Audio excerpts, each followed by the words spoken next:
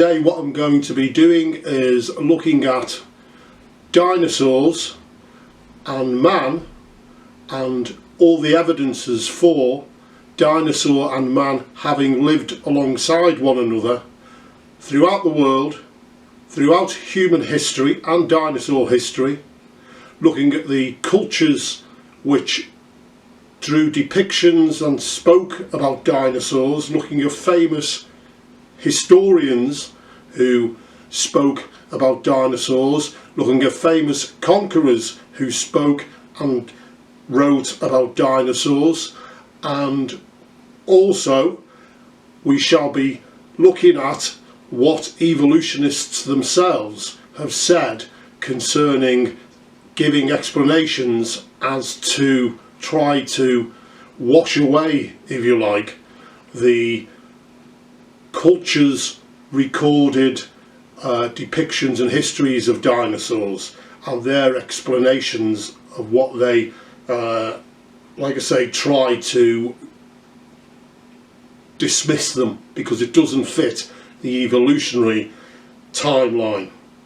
Okay, first of all I'm going to be reading from the Bible, Job chapter 38 verses 4 to 7, and this is God speaking to Job, and because Job was trying to understand things in his own wisdom, and God was saying to Job, God is God and he created all things, and he's asking Job, exactly what do you think you know?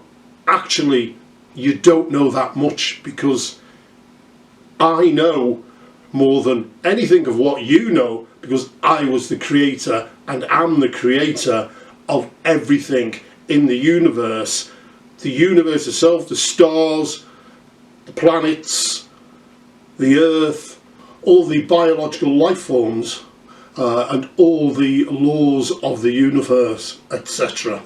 So the reason I'm going to read this is because we sometimes we interpret the world with our own understanding, which is okay to a certain point, but I think we can all admit that there are some times when we apply an interpretation to the world because we acknowledge that we don't and we can't understand it all. So that's when we all start going off on tangents and creating our own extreme world views about things that we don't know.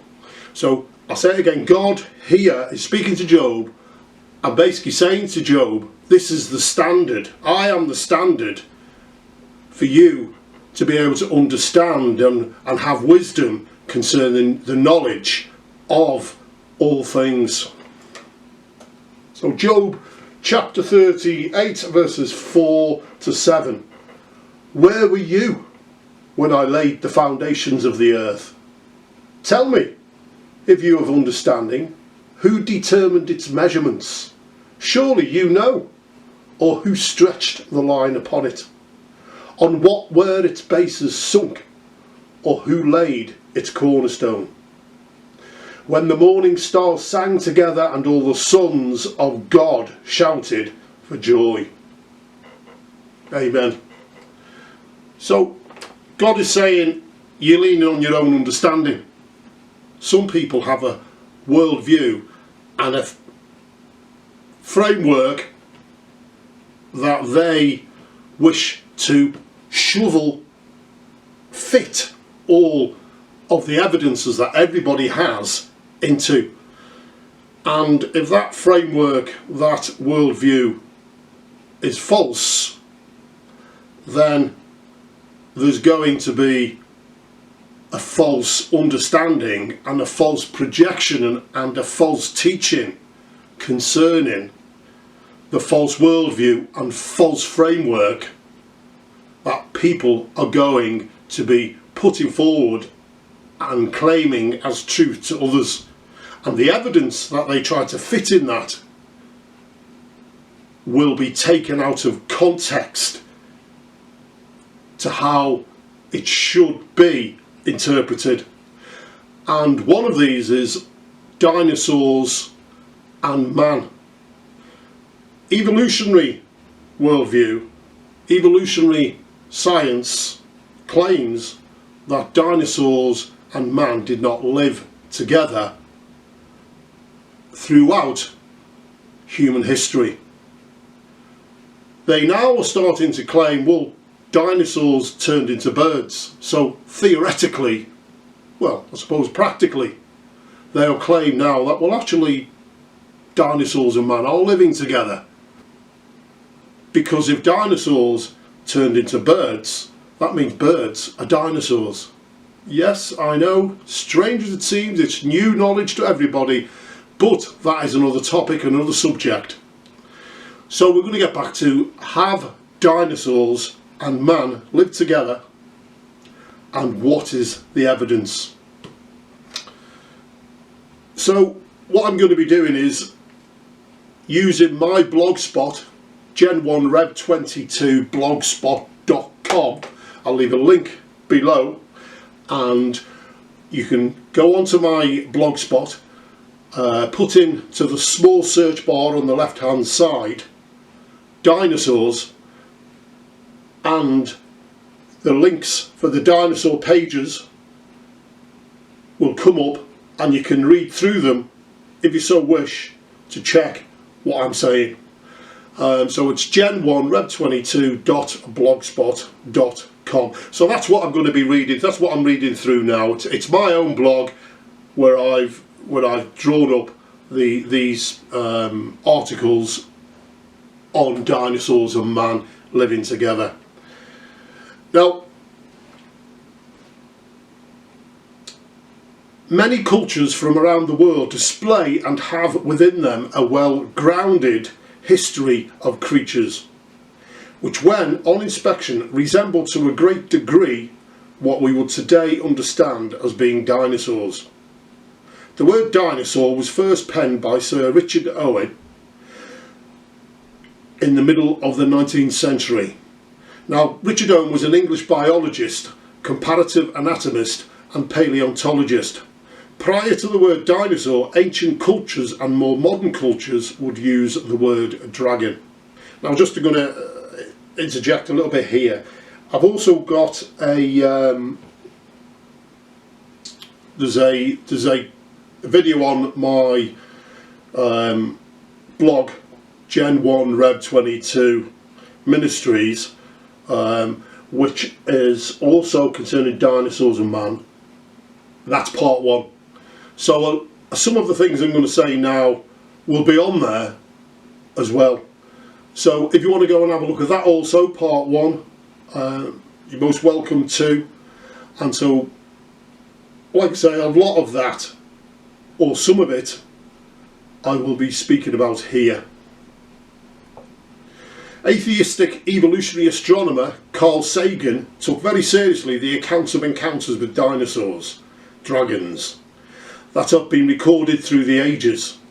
He said, this is Carl Sagan speaking, the pervasiveness of dragon myths in the folk legends of many cultures is probably no accident. And there's a source there which I've linked on my blog spot, and he said this in 1977. So Carl Sagan's basically saying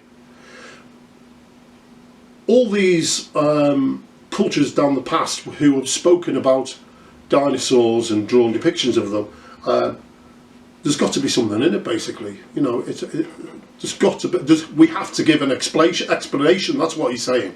So the seriousness with which he took this matter is demonstrated by his attempt at trying to address this problem. For evolutionary theory of man living alongside dinosaurs, when man and dinosaurs are supposed to be, according to evolutionary theory, separated by some 60 million years. Now, obviously, I don't agree with those years. To me, they're hypothetical years, and to a lot of other people, they're hypothetical years and are part of the evolutionary interpretation of the evidences that we all have, as I've already said. According to Carl Sagan, the depictions of dinosaurs found globally spanning many cultures down the ages are just products of outward expressions of inherited memories from our primeval past. So Carl Sagan is attempted to do away, or attempted to explain away these cultures and the depictions they drew and the stories they told, by claiming that they were just memories passed on to them through the evolutionary process from generation to generation. And if you're thinking like I'm thinking of that explanation, then it really does seem ridiculous, and there's just science can't demonstrate that whatsoever as being true. So according to Carl Sagan, the depictions of dinosaurs found globally, spanning many cultures down the ages, are just products of outward expressions of inherited memories from our primeval past. Peter Dickinson. Carl Sagan tried to account for the spread and consistency of dragon legends by saying that they are fossil memories of the time of the dinosaurs, come down to us through a general mammalian memory inherited from the early mammals, our ancestors, who had to compete with the great predatory lizards. And the source for that from Peter Dickinson can be found on Gen1Rev22 blogspot.com. And that's in Flight of the Dragons. Okay, what a great scientific conclusion from Mr. Carl Sagan, who said the following regarding scientific discovery and how science works while speaking at an annual convention of the American Association for the Advancement of Sciences, AAS, in San Francisco. Carl Sagan: the most fundamental axioms and conclusions may be challenged, and the prevailing hypothesis must survive confrontation with observation.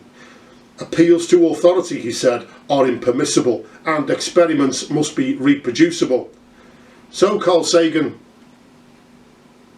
can your claim and hypotheses that these memories were passed on from our evolutionary process, from generation to generation, from common ancestors, etc., can that be tested and observed? Certainly not.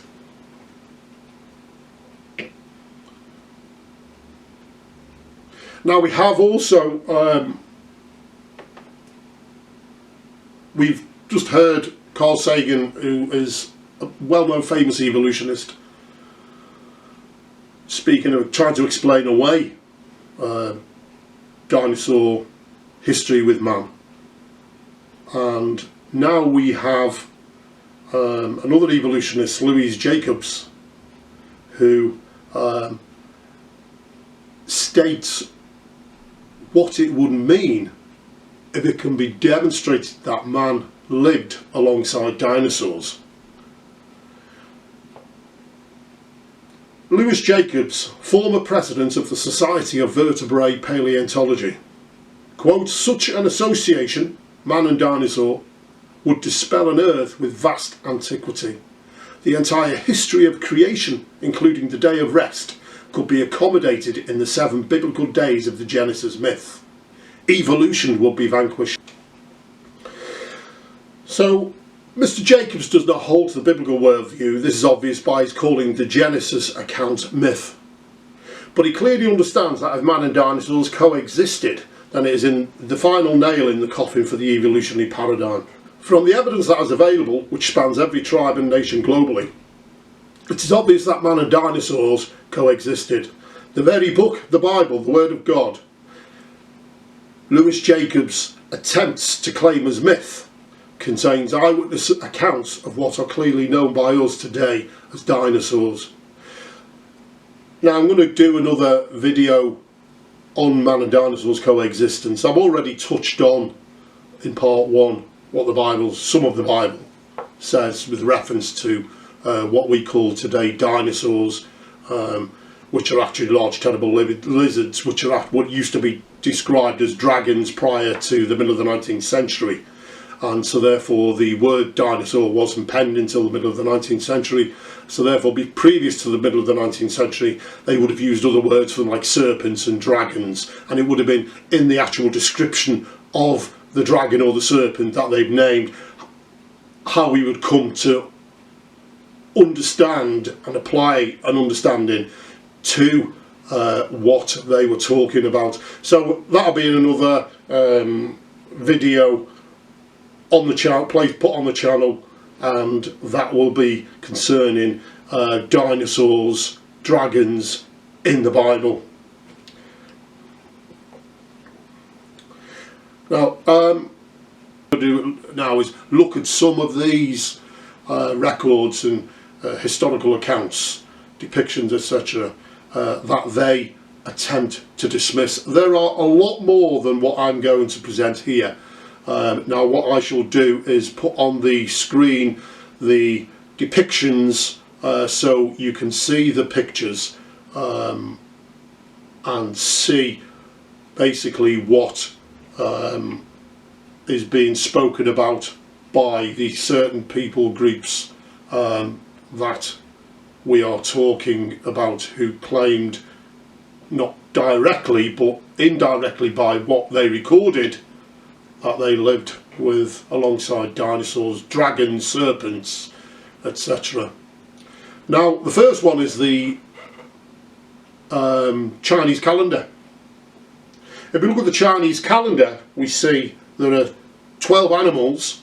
All of these animals, 11 of the animals we can see are animals which we can say today, well, they lived alongside man, because that's why they put them in the calendar and use them. The year of the rabbit, the year of the snake, etc., etc. So if all these animals were used in the Chinese calendar because they lived alongside man, then there is one animal there also, or creature there also, which would be very strange if they were placed in the calendar but didn't live alongside man. And that is the dragon. In the Chinese culture, the dragon plays a huge part.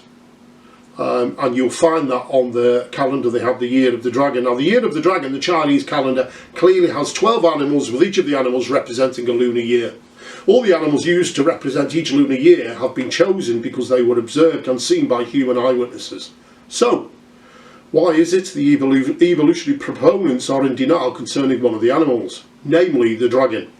It is obvious that these creatures are large, terrible lizards, and are clearly the creatures that have been dug up since the 19th century and placed in museums and called dinosaurs.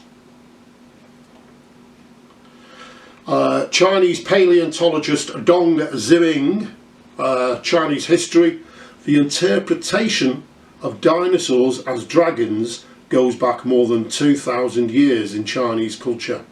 Dong Ziming, Secrets of the Ichthyostones and Nazca Lines, and that source can be looked at in my blog, as I've already stated.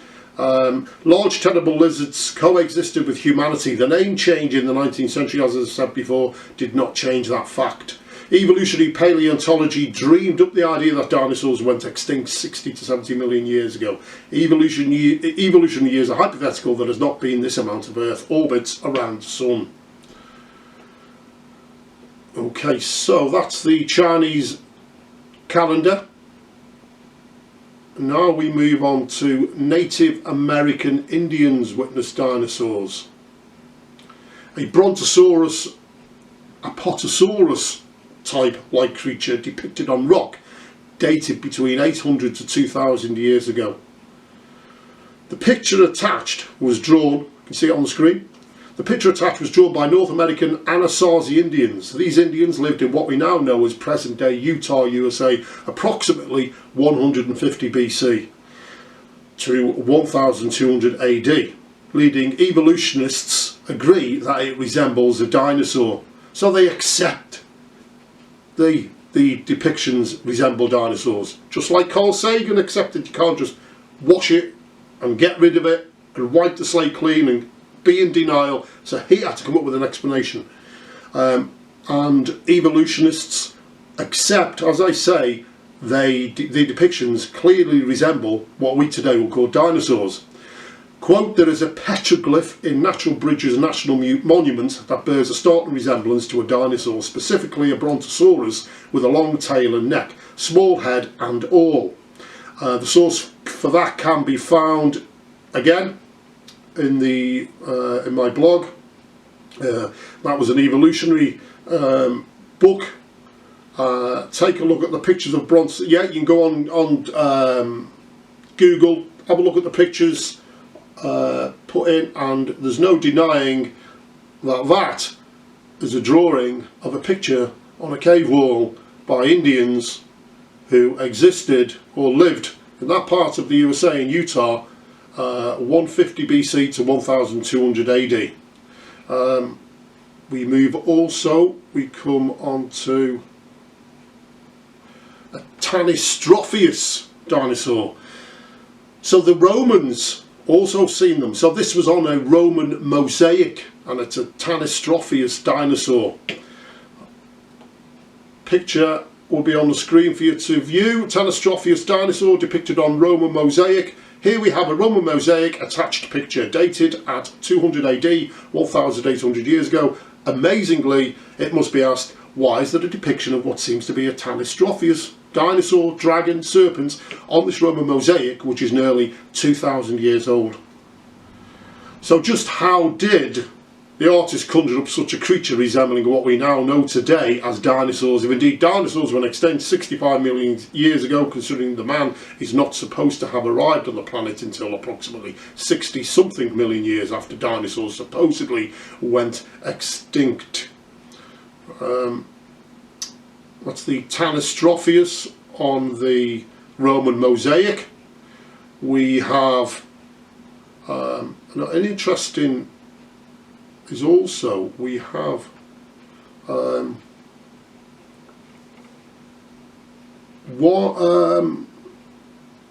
observations which were recorded by traders and explorers, historians, etc. And one of them was Marco Polo. Marco Polo 1254 AD to 1324 AD recorded seeing huge serpents, dragon, dinosaur, large terrible lizards. Huge serpents are recorded by the trader and explorer Marco Polo. Could these be eyewitness accounts of what we today call dinosaurs?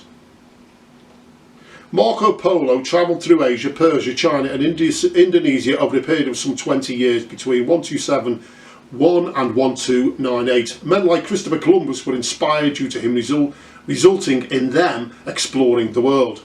The travels of Marco Polo is the written record of Marco Polo, his travels and adventures. We find within this written record a detailed account of what Marco Polo describes and reports as being huge serpents. From these accounts, it seems that Marco Polo was describing what we would call dinosaurs, large terrible lizards, serpents. Take a read for yourself, The Travels of Marco Polo, Part 2, Chapter 40. And we're going to quote it here. Same again, go to Google, check out yourself, go onto my blog, put in dinosaurs, top left hand side, as you look at the screen, a little window, dinosaurs, and they'll all come up. So Marco Polo, quote, leaving the city of Yaki, or Yachi, correct pronunciation, I'm not sure, and travelling 10 days in a westerly direction, you reach the province of Karazhan, which is also the name of the chief city. Here are seen huge serpents, 10 paces in length, about 30 feet, and 10 spans, about 8 feet girth of the body. At the forepart, near the head, they have 2 short legs, having 3 claws like those of a tiger, with eyes larger than a 4-penny loaf. So it must be pretty impressive to be able to take down tigers and wolves, etc., especially a tiger. And it says any other creature they devour. There's no creature that can survive this attack from this creature. After which, quote again, after which they drag themselves towards some lake, spring of water or river in order to drink. By their motion in this way along the shore and their vast weight, they make a deep impression as if a heavy beam had been drawn along the sands. Those whose employment is to hunt them observe the track by which they are most frequently accustomed to go, and fix into the ground several pieces of wood armed with sharp iron spikes, which they cover with sand in such a manner as to not be perceptible. When therefore the animals make their way towards the places they usually haunt, they are wounded by these instruments and speedily killed. The crows, as soon as they perceive them to be dead, set up to scream, and this serves as a signal to the hunters, who advance the spot and proceed to separate the skin from the flesh, taking care immediately to secure the gall, which is most highly esteemed in medicine. In cases of the bite of a mad dog, a penny weight of it dissolved in wine is administered. So what we're looking at here now is we're talking about they are using it. So what we're looking at now is once they've killed this large terrible lizard, dragon, dinosaur, they then use parts of the carcass of the creature for medicine, much like would be used, we know throughout human history, even today, parts of animal carcasses, fish, etc. are used because it's claimed that they have medicinal properties and can be used to treat certain ailments, etc. So in cases of the bite of a mad dog, a penny weight of it dissolved in wine is administered. It is also useful in accelerating parturition when the labour pains of women have come on. A small quantity of it being applied to carbuncles, pustules or other eruptions on the body. They are presently dispersed and it is efficacious in many other complaints. The flesh also of the animal is sold at a dear rate, being thought to have a higher flavour than other kinds of meat, and by all persons it is esteemed a delicacy. End of quote, and this is in the Travels of Marco Polo, and you can get the links online, you can look along. So therefore you have Marco Polo recording along with his travels the history of what we would call dinosaurs, or what seems to be dinosaurs living alongside man, and how they killed them, how they needed to kill them, etc., and that they would use part of the dead carcass for medicinal purposes. We also have Pliny the Elder recorded and wrote about huge dragons. And here we have huge dragons recorded and written about by Pliny the Elder. Between 23 AD to 79 AD. Pliny the Elder was an author, naturalist and natural philosopher, as well as a naval and army commander of the early Roman Empire. So this guy's not just going to make this up, okay? He was a philosopher, naval and army commander, early Roman Empire. These people were not stupid. They recorded what they observed. In his book Natural History, Naturalis Historia, he records and describes what seems to be what we call today dinosaurs. Obviously today, I say it again, what we call today dinosaurs wasn't penned until the middle of the 19th century. Prior to that, they would have had different names to describe them. Large terrible lizards, serpents, dragons. The elephant, he falls down dead. So here we have what we would call today dinosaurs. Book 8, and we got the chapter there, quote, elephants bred in that part of Africa which lieth beyond the deserts. India bringeth forth the biggest.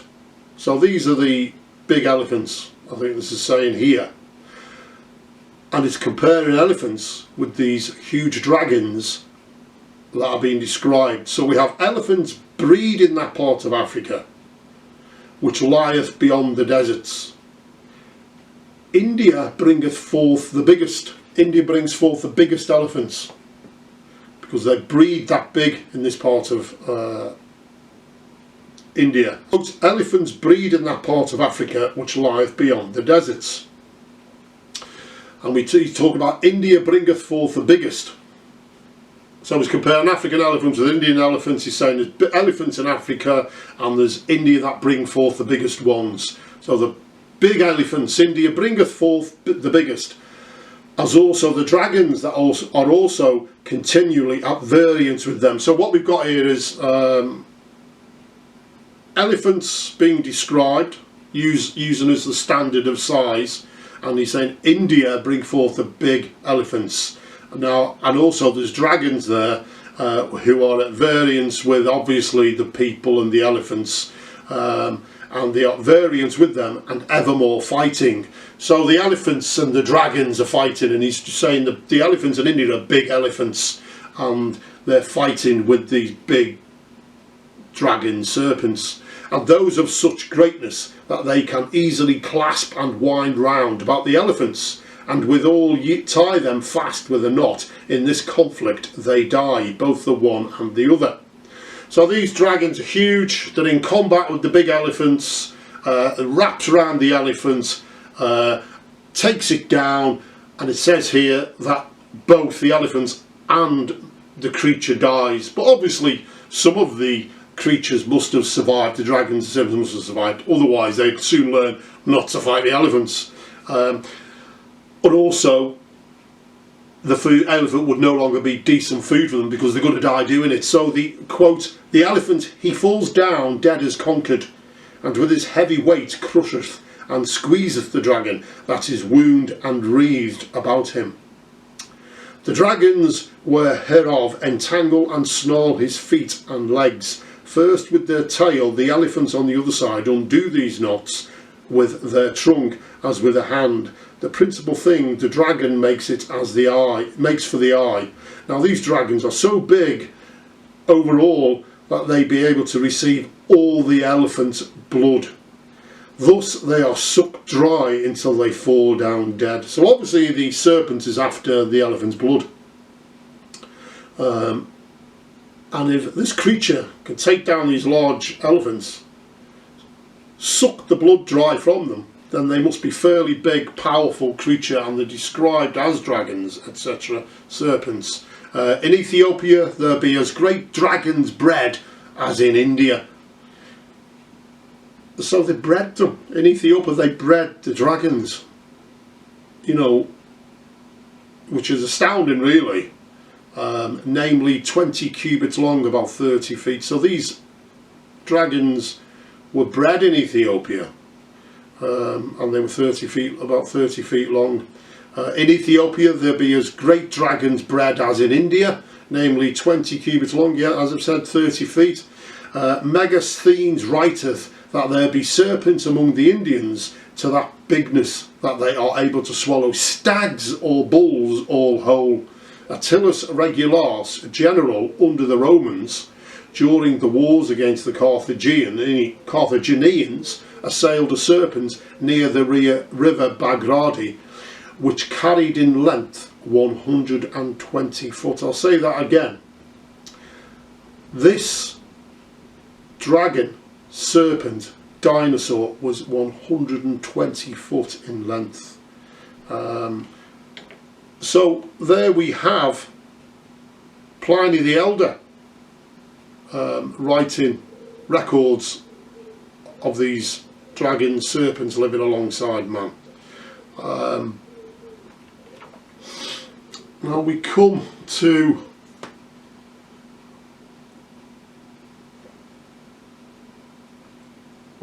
another one now, what seems to be depicting a Stegosaurus, and it's depicted and carved into an 800-year-old structure in Cambodia. 800-year-old Stegosaurus. So the question is, how come there is a Stegosaurus-like creature carved on a building which is 800 years old? Well, in the jungles of Angkor, Cambodia, there are temples and palaces from the Khmer civilization, approximately 1200 AD. One of the temples, Ta Prohm, has many stone statues and reliefs. Most of the grey sandstone is covered with ornate, detailed carvings. These show familiar animals like monkeys, deer, water buffalo, parrots and lizards. But interestingly, one column displays an intricate carving of a Stegosaurus-like creature. The question must be asked, how could artists 800 years ago decorating this Buddhist temple know what a dinosaur looked like when dino skeletons have knowingly only begun to be assembled during the past 200 years? And we are told dinosaurs died out 60 million years ago. Okay, so what we've got there is this. If you look, you can get these pictures on if you Google Stegosaurus depiction, Cambodia temple. You'll see this. You'll see these carvings in this temple, and you'll see around all these. There's lots of different creatures there, and they would have been depicting creatures that they would have known about, because they would have witnessed them, they would have seen them. And on the back of one of these creatures you can see the shields, the spikes. So just because we see slight variation in this creature in its anatomy doesn't mean that it's not part of the Stegosaurus family, if you like, or kind. So that's what we witness on this temple. So, like the Chinese calendar, lunar calendar, 12 animals depicted. One is called a dragon, a serpent, large cerebral is a dinosaur. If they live with all the other 11 and that's why they're there, then surely that demonstrates that, just like this, if all the other animals they lived with are depicted on this temple, and there's carvings of them, and there's this one that clearly looks like what we would interpret today as a Stegosaurus, then surely that means they witnessed them and they lived alongside them. We also have a sauropod Apatosaurus depicted on ancient cylinder seal. This one, same again, you'll see the depiction on the screen. Sauropod Apatosaurus dinosaur depicted on ancient cylinder seal. An ancient Egyptian Mesopotamian cylinder seal dated at 3300 BC.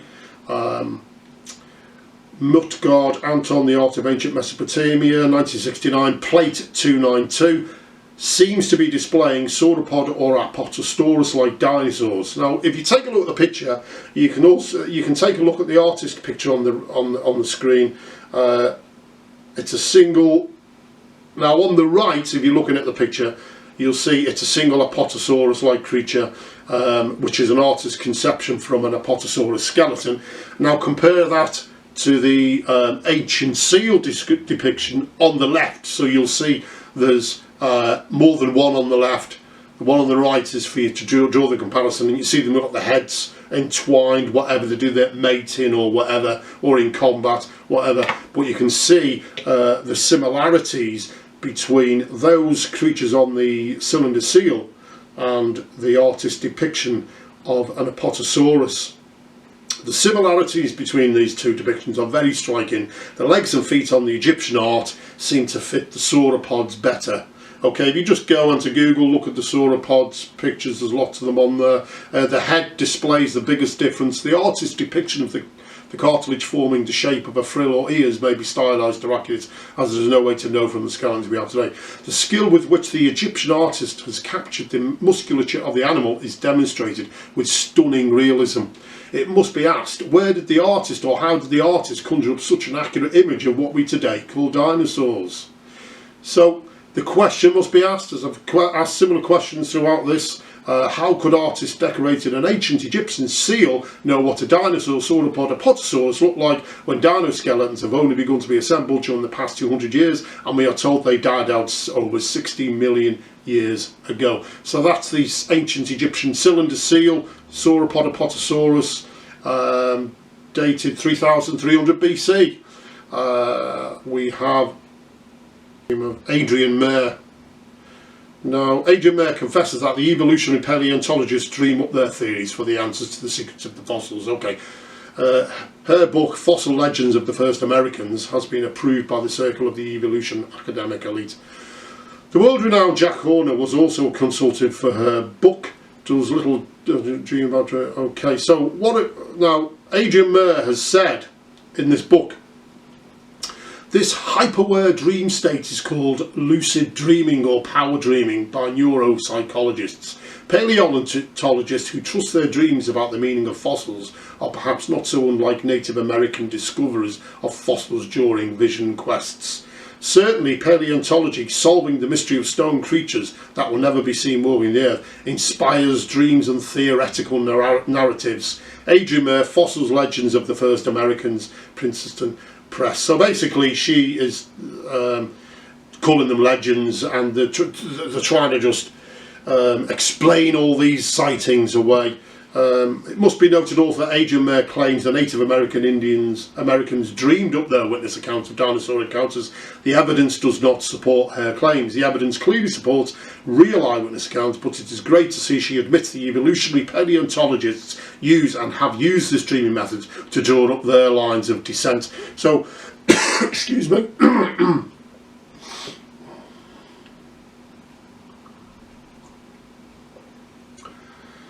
So she is admitting, and we all know the paleontologists conjure up and dream up when they're attempting to draw up transitionary fossils, etc., which aren't there. They make them up, and she's accepting that. So we also have another one from an ancient urn, a Mosasaurus, depicted on ancient urn.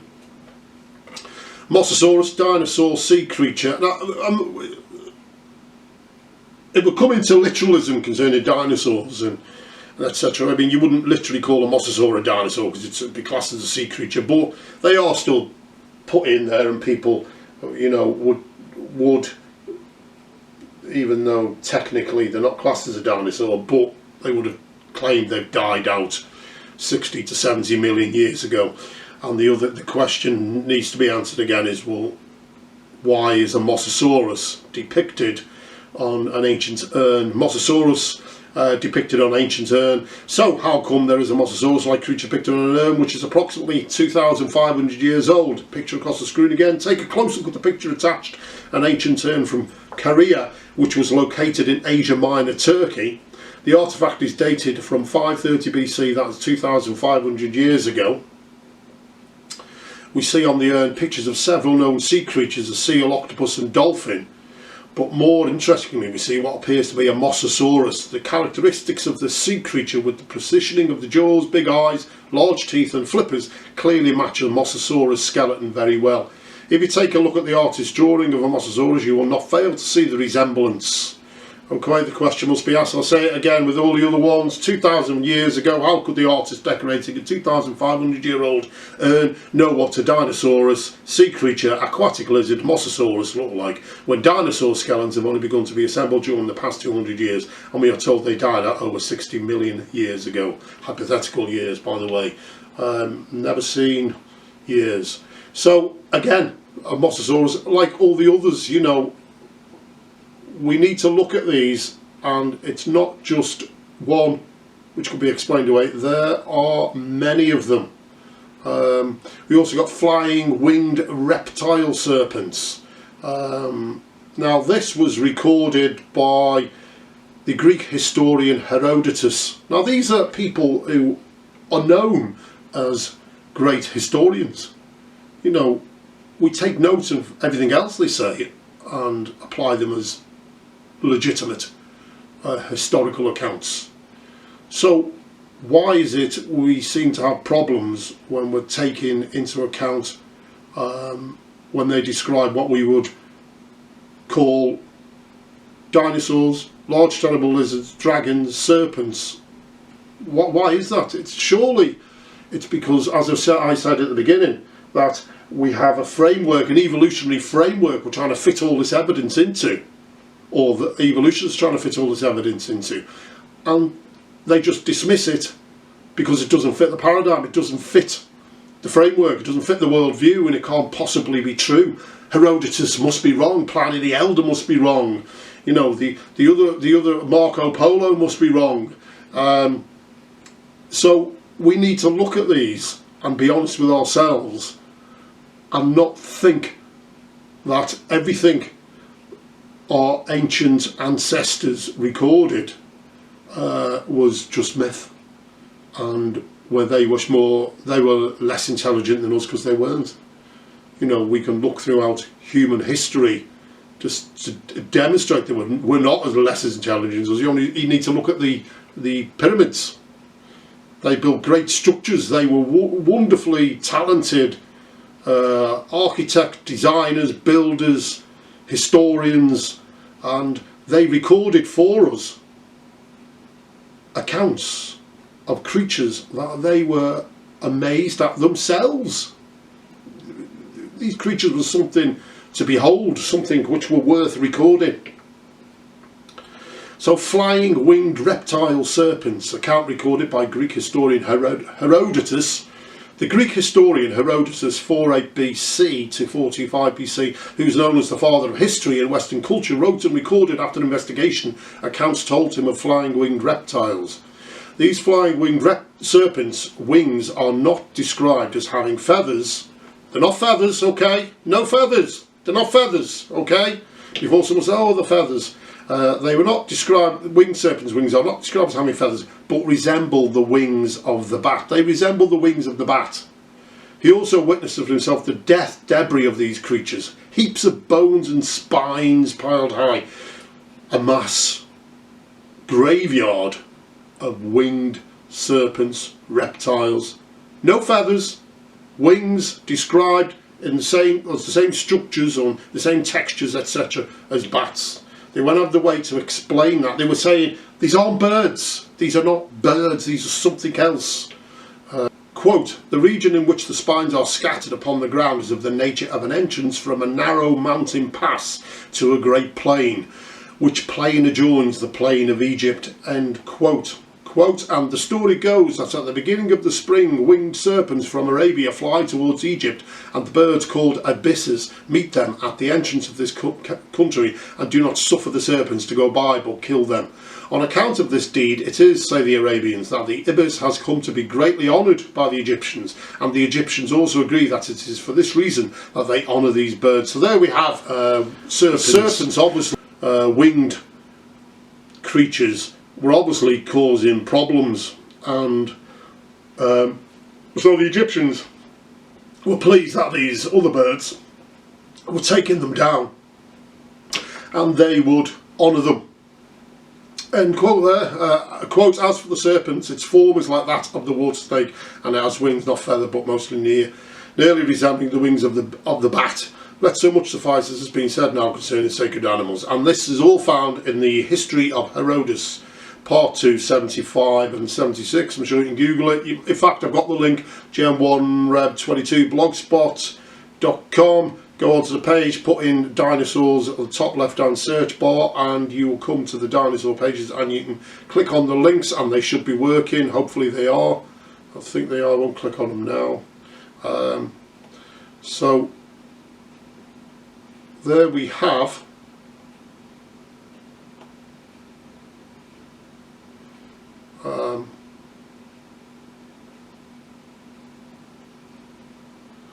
Herodotus giving an in-depth account of large winged reptile serpents, and going out of his way to record them, like I say, because they would have been amazed themselves at them.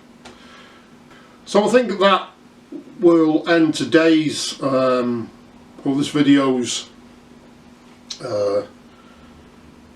examples. Like I say, I've done part 1, check it out. I'll do part 3, and I think we can see from those depictions they can't be explained away like Mayer and Carl Sagan and others attempt to do. Some kind of evolutionary memory which was passed on. It's just like they say themselves, you know, it's just these things need to be observable, and they're not observable, they're not scientific, they've just made up so stories to do away with, or because they're in denial, because they know the timeline of evolution needs millions and billions of years. So, and dinosaurs are required in order to uphold their millions of years, and they need the million years. And not only that, they use dinosaurs to draw in children into the evolutionary worldview, and they wouldn't be able to use the dinosaurs in their evolutionary worldview. It demonstrates, which it has been, that dinosaurs have lived alongside man. It would just do away with it all. as Lewis Jacobs said, you know, if it can be demonstrated that dinosaurs and man lived alongside each other, then the whole evolutionary timeline and years is, they're going to have to rethink, like they've had to do lots of times, and reframe everything, but they won't admit it, as I've already said. So thanks for listening, and hopefully you'll enjoy and check out for yourselves what is in this video. I'd just like to finish on how the evolutionary worldview works. There's on the website, one of the blogs, it's called The Storyteller. Now, evolutionary worldview needs storytelling. Charles Darwin himself was a storyteller. He loved telling stories to his family. It's recorded as he was a storyteller. He had a wonderful imagination. We can see that from his theory, you know, in his books, and what he came up with, the extrapolation of what he came up with, you know, from variation within species, etc. And we extrapolated that it would eventually lead to, you know, from a microbe to a microbiologist, from common ancestry. I'm not saying a microbe turned into a microbiologist, but I'm saying that there is the tree of life, evolutionary tree of life, where we've got common ancestry and you trace it all back. You know, this is pure imagination, and Charles Darwin loved telling stories, and so do evolutionists and the evolutionary proponents. You know, a vivid imagination is the needed speciality for a successful evolutionary theory writer. Stories that require little thought in the mind of the hearer are the tools used to dupe the masses. Just enough technical information is passed on so as to give some credibility to the story. You know, we can identify ancestors or missing links, and we cannot devise testable theories to explain how particular episodes of evolution came about. This is Guy and Peter Bowler, in his review of Deep Time by Henry Guy, says that Guy is adamant that all the popular stories about how the first amphibians conquered the dry land, how the birds developed wings and feathers for flying, how the dinosaurs went extinct, and how humans evolved from apes are just products of our imagination, driven by prejudices and preconceptions. And this is Peter Bowler, review of In Search of Deep Time by Henry Guy, Free Press, 1999, American Scientist, 88, 169, March to April 2000. So, as I've said, storytelling is needed. And so listen to the facts and come to your own conclusion. Don't listen to what other people are telling you. Check it out. So this is Gen 1 Rev 22 Ministries. Thank you and goodbye.